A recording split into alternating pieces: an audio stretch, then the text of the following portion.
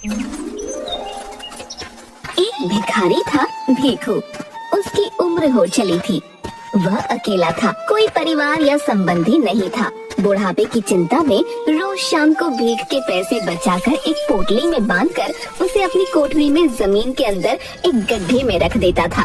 एक दिन मंदिर से साधुओं की एक टोली जा रही थी।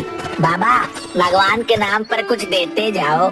अरे नादान, हम तो साधु हैं। हमसे मांगने पर तुझे क्या मिलेगा? अरे बड़ी गर्मी है, प्यास लगी है, यहाँ पानी कहाँ मिलेगा? बाबा, इस एरिया में 2 दिन से पानी नहीं आ रहा। म्युनिसिपालिटी ने पानी बंद कर रखा है। लो, आपको एतराज ना हो तो ये ले लो। यहाँ पानी नहीं आ रहा। अगर तुम्हारा पानी मैंने पी लिया तो सोच लो, फिर तुम प्यासे रह जाओगे। कोई बात नहीं बाबा, पानी पिलाना धर्म का काम हुए। आप पानी पी लो। पानी पीने के बाद भगवान तुम्हारा भला करे। बेटा, एक और चीज चाहिए, दोगे? हाँ हाँ बाबा, बोलो। एक 10 रुपया दे दो। सुनकर भीखू उसे एक टक देखने लगा। क्या हुआ, नहीं दे सकते? चलो कोई बात नहीं, ये लो बाबा।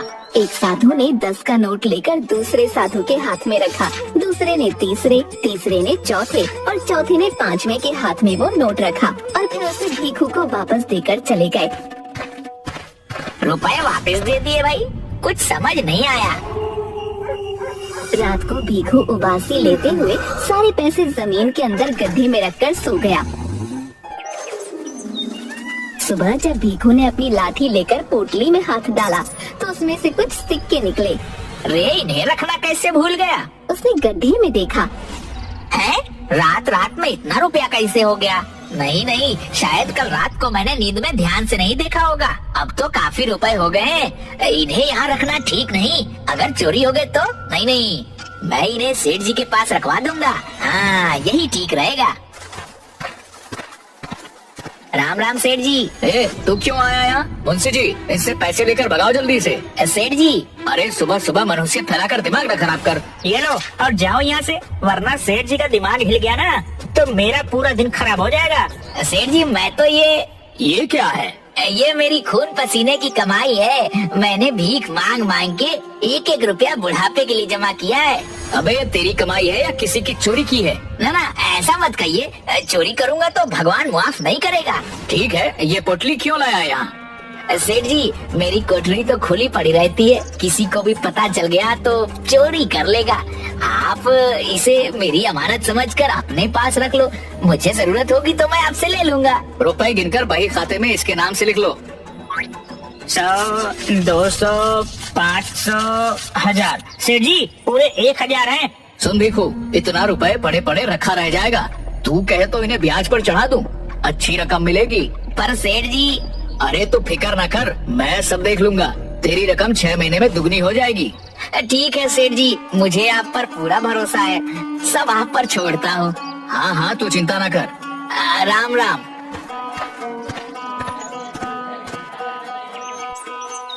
कुछ दिन बाद सेठ जी, ये रुपए अपने पास रख लो। सेठ ने मुंशी को इशारा किया।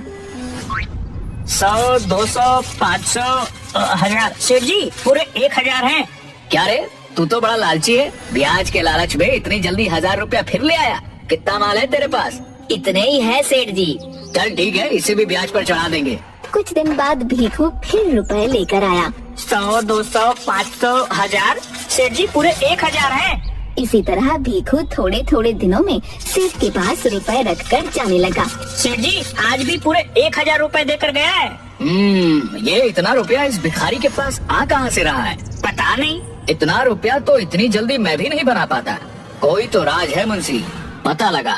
इसकी कोई लॉटरी वॉटरी लगी है या कोई खजाना हाथ लगा है? मैं क्या जानूं सेठ जी। कुछ भी हो, इसका भेद पता लगा, नहीं तो मुझसे बुरा कोई नहीं होगा। मुंशी ने सिर लटका लिया।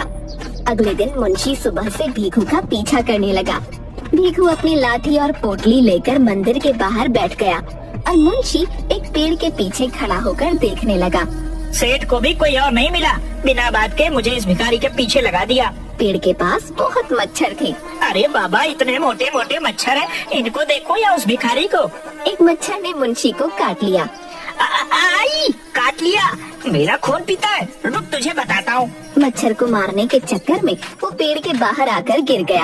हाय हाय मर गया रे। एक आदमी ने उसे उठाया और भीखू भी वहाँ आ गया। अरे मुंशी जी, आप यहाँ क्या कर रहे हो?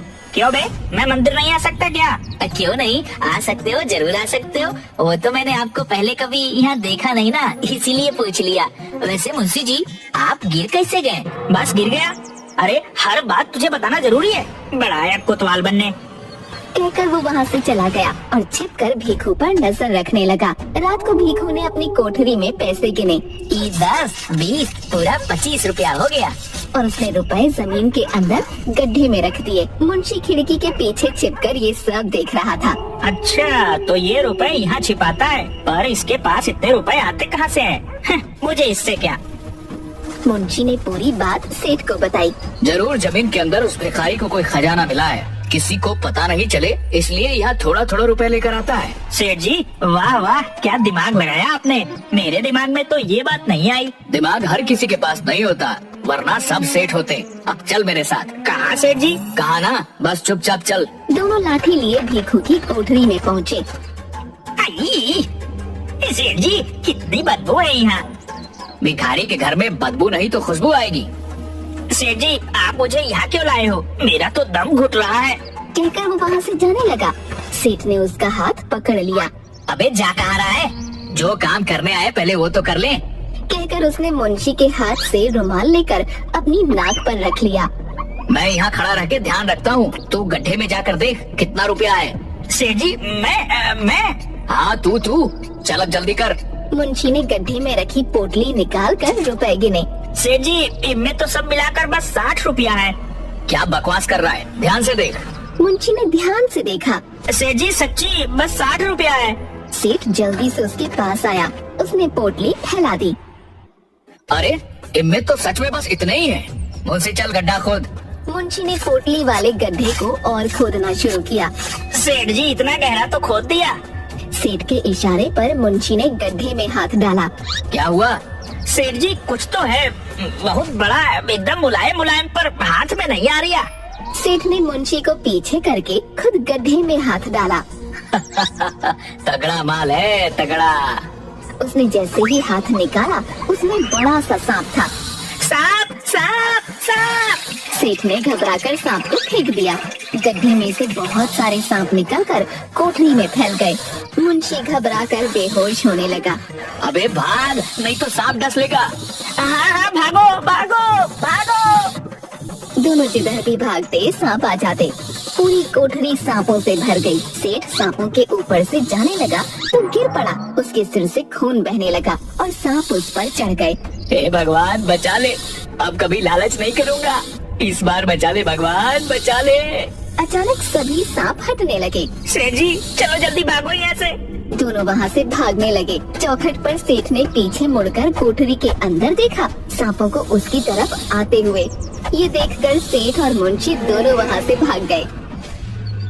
शाम को भीखू जब वापस आ रहा था तो मोनू दिखा। मोनू, अरे ओ मोनू, कहाँ भागे जा रहा है? जरा रुक तो। मोनू रुक गया। तेरा बाबा कहाँ रहता है? आजकल कितने दिन हो गए दिखाई नहीं देता। बाबा तो बीमार है, 2 दिन से अस्पताल में है। क्या हुआ उसको? डॉक्टर कुछ नहीं बता रहा है, बोला कि जो दवाइयाँ देनी है वो अस्पताल में नहीं है, तुम ले आओ तो तुम्हारे बाबा ठीक हो जाएंगे। बहुत महंगी दवाइयाँ हैं। मैं माधव के पास रुपए उधार मांगने गया था, पर उसके पास भी नहीं है। तू उदास मत हो बेटा, रुपया मिल जाएगा। कहाँ काका, सुबह से 4 लोगों से मांग चुका हूँ, पर किसी के पास इतना रुपया नहीं है और बाबा की तबीयत बिगड़ती जा रही है। कितने में दवाई आएगी? 1100 काका, पूरे 1100। मेरे पास तो 20 रुपया है। तो बेटा हो गया रुपयों का इंतजाम। वो कैसे काका? ये ले, इसमें पूरे 20 रुपया है। 60 रुपया और है मेरे पास, और तेरे पास 20। काका तो सब मिलाकर खाली 100 ही तो हुआ, बाकी का 1000 कहाँ से आएगा? तू फिक्र क्यों करता है? तू जा, मैं थोड़ी देर में रुपए का इंतजाम करके आता हूँ। भीखू अपनी कोठरी की हालत देखकर, हे राम, आज तो सच्ची कोई चोर आ गया। उसने गड्ढे के पास जाकर पोटली उठाई तो वो खाली पड़ी थी। उसने आसपास गिरे हुए रुपयों को उठाकर गिना। ये तो पूरे 60 है। हे राम, तेरा शुक्र है चोर आया पर रुपया लेकर नहीं गया। भीखू ने गड्ढे में हाथ डाला। है? इतना गहरा गड्ढा खोदा और एक भी रुपया नहीं ले गया। ये कैसा आदमी था? भीखू सेठ के पास गया। राम राम सेठ जी। सेठ के सिर पर पट्टी बंधी हुई थी। उसे देखकर सेठ और मुंशी दोनों डर गए। तू क्यों आया है? देखिए ना सेठ जी, आज पता नहीं कौन चोर कोठरी में घुस गया था। मुंशी ने सेठ को देखा। शुक्र है कि मैं अपने रुपए आपके यहाँ रखवा गया था, वरना आज सब चोरी हो जाता। वो तो कोठरी में ज्यादा रुपया नहीं था तो कोई नुकसान नहीं हुआ। सेठ और मुंशी दोनों एक दूसरे को देखने लगे। मेरा दोस्त अस्पताल में है, उसकी दवाई के लिए रुपया चाहिए। आप मेरा 1000 रुपया दे दो, मुझे कोई ब्याज व्याज नहीं लेना, बहुत जरूरी है सेठ जी। हाँ क्यों नहीं भीखू, वो तेरा ही तो रुपया है। ऐसा कर, तू अपना सारा रुपया ले जा। भीखू ने हाँ में सिर हिलाया। मुंशी जल्दी से इसका हिसाब कर। मुंशी रजिस्टर में हिसाब करते हुए, तेरा कुल रुपया 6000 हुआ और 500 ब्याज। 100 रुपया मेरी तरफ से रख लियो तो कुल रुपया 6600 हो गया। है पर मैंने तो 1000 रुपया ही दिया था, इतने सारे कैसे हो गए? अरे बावले, भूल गया क्या? पिछले 6 महीने से हर महीने 1000 रुपए देकर जा रहा है। ऐसे कोई भूलता है क्या? मैं सच्ची कह रहा हूँ सेठ जी, मैं तो खाली एक बार ही 1000 रुपए देकर गया था। अरे भाई, आज इतनी मुश्किल से जान बची है तो फिर क्यों आफतकारी कर रहा है? मुंशी, इसको हर महीने का हिसाब दिखा। ये देख भीखू, ये अप्रैल का, ये मई का, ये जून, जुलाई, अगस्त और ये सितंबर का, सब पर तेरा ही अंगूठा लगा है। हाँ, अंगूठा तो मेरा ही लगा है। अरे लगे ना, तेरा ही है। मुंशी जल्दी कर, इसका सारा रुपया दे दे। सेठ जी मुझे अभी बस 1000 रुपए दे दो। नहीं, तू अपना सारा रुपया ले जा। सेठ जी मैं इतना रुपया कहाँ रखूंगा? चोर ने मेरी कोठरी का रास्ता देख लिया है, घर चोरी हो गए तो। नहीं, आप अपने पास रख लो। तेरी कोठरी में घुसने की हिम्मत कौन करेगा? नहीं, तू ले जा। भीखू ने सेठ के पैर पकड़ लिए। सेठ जी आप ही रख लो, यहाँ महफूज रहेंगे, जब जरूरत होगी मैं आपसे ले लूंगा। मेरे घर में चोरी हो गए तो। भीखू के पैर छूने पर सेठ को भीखू के रूप में सांप दिखाई दिया। सांप। भीखू ने उसके पैर छोड़ दिए। ये ले 1000 रुपया, जा यहाँ से। बाकी के रुपए की जब जरूरत हो ले जाना। भीखू हाँ में सिर हिलाकर चला गया। शुक्र है जान बची। मैंने तो सेठ को एक ही बार रुपया दिया था, हर महीने मेरे नाम से कौन रुपया देकर गया और अंगूठा भी लगा गया। हे राम, तेरी महिमा तू ही जाने। भीखू ने पैसे जाकर मोनू को दिए और इस तरह उसने अपने दोस्त की मदद करके भगवान का शुक्रिया किया।